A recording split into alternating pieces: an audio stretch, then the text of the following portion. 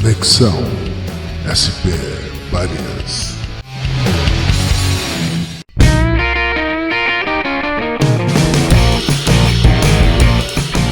Você sugere alguma coisa especial? Olha, talvez, né, nessa questão da figura do roqueiro, e como a gente também está falando muito num contexto brasileiro, eu pensei em, de repente, naquela própria música mesmo da Rita Lee, O Rameu.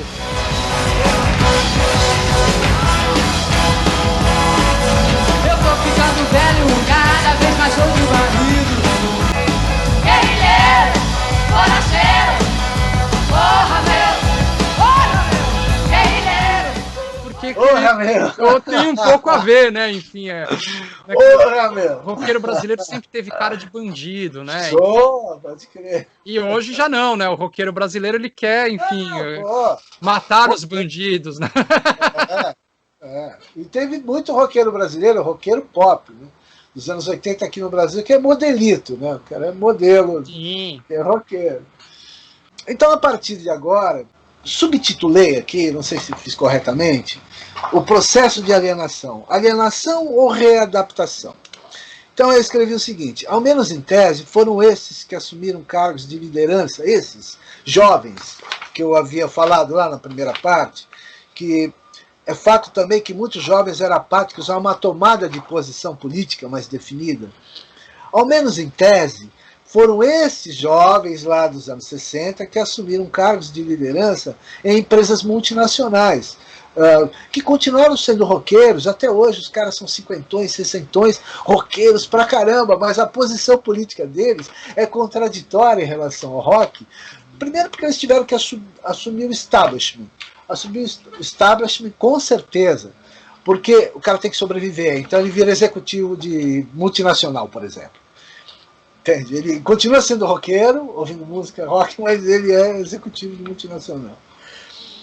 Então simplesmente abandonaram tais princípios, né, aderindo ao establishment por razões de sobrevivência, se entregando assim a valores que contradiziam sua própria geração. Em parte, foi por esta fresta que aquela geração foi traída em seus princípios. O cabelo comprido e a guitarra, que representavam nossa liberdade, eram as nossas armas contra o establishment. Jamais o roqueiro genuíno estaria afinado com fascistas ou nazistas, porque não era condizente com o rock. Por ser um movimento libertário em sua origem, absolutamente parte integrante da contracultura, do underground, e óbvio que nem todos os jovens entendiam o que estava acontecendo em termos históricos, sociais, políticos e econômicos. Uhum.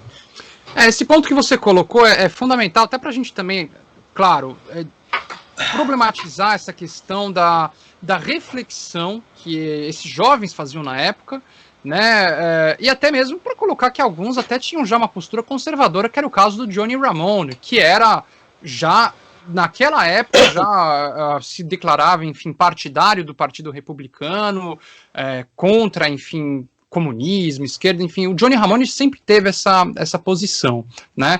Mas também aí cabe a gente se perguntar se também muito dessa postura não era também uma questão de marketing, uma questão comercial, né? A gente tem no caso dos Pistols, né, que até depois há o documentário muito famoso e raro do Malcolm McLaren, que era o empresário da banda, chamada The Great Rock and Roll Swindle, a grande trapaça do rock and roll, em que o Malcolm afirma no documentário que tudo aquilo foi uma farsa. Ele teve uma ideia para ganhar dinheiro, tinha uma loja chamada Sex em Londres e ele consegue, enfim, achar jovens que tinham um visual que ele achava interessante, e aí, ou seja, uma boy band com atitude, Lely, para dizer que é uma boy band com uma atitude para vender. Isso é o argumento do Malcolm, né, que ele mostra no vídeo, tudo, e que, enfim, o Johnny Rotten, né, o vocalista, ele não concordou. Depois, nos anos 2000, ele lançou um outro documentário chamado O Lixo e a Fúria, para, enfim, contestar essa informação, essa afirmação do Malcolm. Mas você vê que hoje o Johnny Rotten, ele está apoiando o Trump, né? Ele se tornou um conservador ferrenho, o homem que cantou God Save the Queen, né? She ain't no human being, ela não é um ser humano, né? Ou Anarchy in the UK, mesma coisa, né? Enfim, ele se tornou um conservador ferrenho. Aliás, o anarquismo, né, desde o século XIX, ele tem dois vieses, né, se que eu posso chamar assim, porque você tinha os comunistas, entre aspas, né, porque você tem os anarquistas do século XIX, pré-comunistas, né, do século XIX, que ainda não é comunismo necessariamente, está nascendo ainda, né, nas teorias de Marx e tal. Você tem já os anarquistas como Bakunin, Kropotkin, esses caras são todos de viés anarquista, e que é chamado pelo Marx de socialistas utópicos, né? Não é isso? Sim. Um viés. Uhum. Mas no século XX você vai ter dois vieses. Então você tem os anarcocomunistas, que aliás eu era simpatizante, ainda sou simpatizante, que imagino, isso é utopia pura, isso não existe, que é uma sociedade comunista sem governo. Uhum. Esquece. É só só na utopia humana. E que é o que já fomos, né, outrora, né, na tribo, né? É isso, já fomos. Bom, e você tem os anarcocapitalistas que tomam muita força no século XX e agora no XXI nem se fala, porque o anarcocapitalismo está por trás da ideologia toda da extrema-direita. Né? Uhum. A extrema-direita é fundamentalmente anarcocapitalista. Exato, né? Mas aí você vê realmente isso do Sex Pistols. Eu duvido muito que o Johnny Rotten tenha lido qualquer autor anarquista, né? E que ele realmente tivesse uma reflexão mais aprofundada. Então, de fato, muito daquela questão da contestação era uma questão também comercial. A gente não pode desvincular isso, que tudo vira mercadoria. Até o anticapitalismo é uma mercadoria, né? O Ansel Jape, aquele autor, né, marxista, ele tem essa frase, ele brinca, né? Que até o anticapitalismo é capitalismo, né? Porque tudo é mercadoria. Sim. Né? Sim. Aquele livro fantástico, Aventuras da Mercadoria. Mas é interessante também, indo nessa questão do rock, né, para pensar que para além, enfim, de uma questão comercial também, essa questão da contestação. Então, a gente percebe, na sua geração, e também a minha, apesar da nossa diferença de idade, olha, você queria fazer alguma coisa, seus pais não deixavam. E aí, a mesma coisa eu. Então, ou seja, o rock, o metal, foi toda uma forma também de você chegar e afirmar uma identidade com relação aos pais. Eu sou diferente, eu não quero ser assim, eu faço. Então, ou seja, toda uma forma de contestação e de clamor pela sua identidade, pela sua forma de viver. Então, ou seja, o rock, ele dava amparo a essa outra forma de, enfim, de rebeldia, de se rebelar contra algo. Mas libertário, né? Libertário. Se a gente pensar no contexto hoje em que os pais são muito mais permissivos com relação aos filhos, ou seja, outra educação, enfim, totalmente liberal, o filho fala, olha pai, eu quero fazer uma tatuagem, que bonito, parabéns. Eu falei, olha, eu quero fazer uma tatuagem, meus pais só faltaram me matar, mas então, ou seja, hoje não, então, ou seja, cadê o contexto social do rock? Então também tem isso, porque o rock também ele sai um pouco de cena, porque não é mais o mesmo contexto que foi nos anos 60, 70 e 80, e mesmo 90. Nesses últimos 20 anos, o contexto social mudou muito. Né? Então, o rock ele não está mais produzindo, enfim, uma mensagem, uma forma de vida que esteja, digamos, não vou dizer adequada, mas enfim, que esteja de acordo, ou que esteja na mesma no mesmo contexto da vida de hoje, né? Não está. Né? Em 1970, eu tenho fotos de 1970, eu tinha 15 anos, eu tinha o cabelo já bem comprido, cabeludo mesmo, né? Não é cabelinho que nem Beatles, era cabelo mesmo comprido. E 1970, para andar na Pompeia, e que era a Liverpool brasileira, onde estavam os maiores hippies, onde estavam os primeiros caras, quando chegou a LSD no Brasil, chegou na Pompeia. Uhum. Também, as primeiras pedras de LSD e tal. Quer dizer, já tinha o pessoal da vanguarda ali. Entende? Mas a vizinhança não é vanguarda. Entende? Só para você ter uma ideia como que era o negócio. Quer dizer, nós metemos o pé na porta. Uhum. A minha geração foi aquela que fez isso que você estava falando agora. Adquirir esses novos costumes, essa nova relação com pai e mãe. Sim. Essa nova relação surge com a minha geração, foi a nossa turma que meteu o pé na porta, por isso que nós falamos lá atrás, que você citou, por experiência. Experimentar, conhecer as coisas e tudo mais. E eu lembro que eu, com 16 anos, 1971, eu saía da Pompeia com mais um amigo que eu tinha, cabeludo também, os dois cabeludos, nós íamos lá para o Cine Biju, na Praça Roosevelt, assistir filme de arte todo fim de semana. Então, todos os filmes de arte, Fellini, Pasolini, faziam parte da nossa cultura. Subíamos 100 metros, íamos para a rua Caio Prado, onde tinha um colégio equipe, onde quem apresentava os eventos lá dentro do Grêmio, que era diretor do Grêmio, era o Sérgio Groisman, que tem um programa de televisão na TV Globo já há muitos anos, né?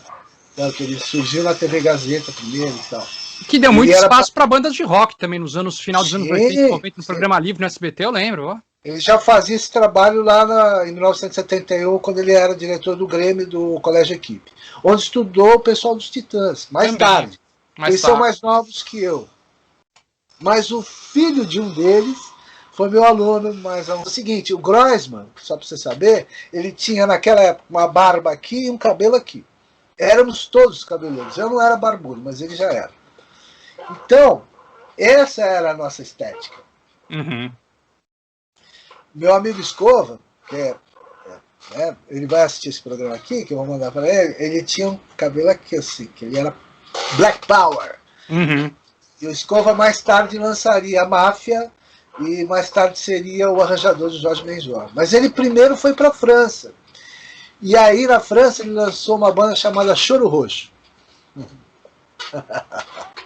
Porque ele inventou o Sossega Leão, que são os caras de Titãs e mais uma turma, antes dos Titãs existirem.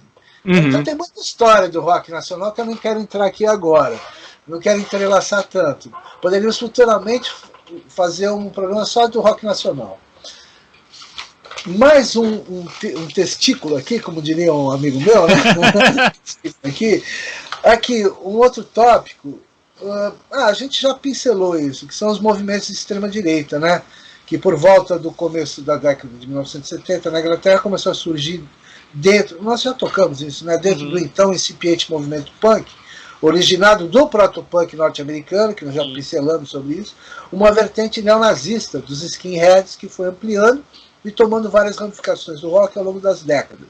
Nesse passo houve um vácuo ideológico, vê se você concorda com isso. Um vácuo ideológico natural que foi preenchido por movimentos mais radicais, tomando as novas gerações de assalto, entre aspas, no velho processo do inconsciente coletivo, que muito bem conhecia o mestre Carl Jung. Contudo, esta tomada não é gratuita, e sim foi capturada conscientemente por novos mentores. Você concorda?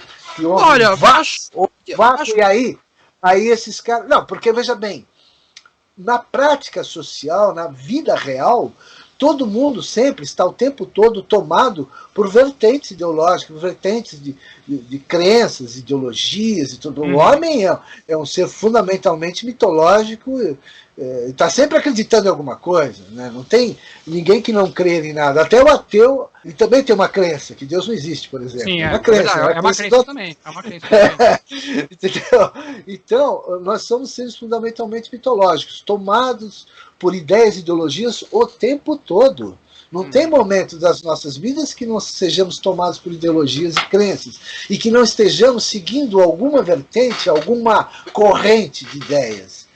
E é nesse sentido que eu falo, houve um vácuo, porque os mentores intelectuais do período anterior, do underground e tal, eles se desconectam das gerações que está vindo, e aí quem conecta essas gerações são os mentores do establishment, de vertente de extrema-direita, que vão aí lançar todo esse movimento, que na década de 80, com Thatcher e Reagan, você tem um neoliberalismo, que vai meio que encabeçar o ultraliberalismo que vai surgir aí, e que traz toda essa bagagem ideológica. O que você acha dessa?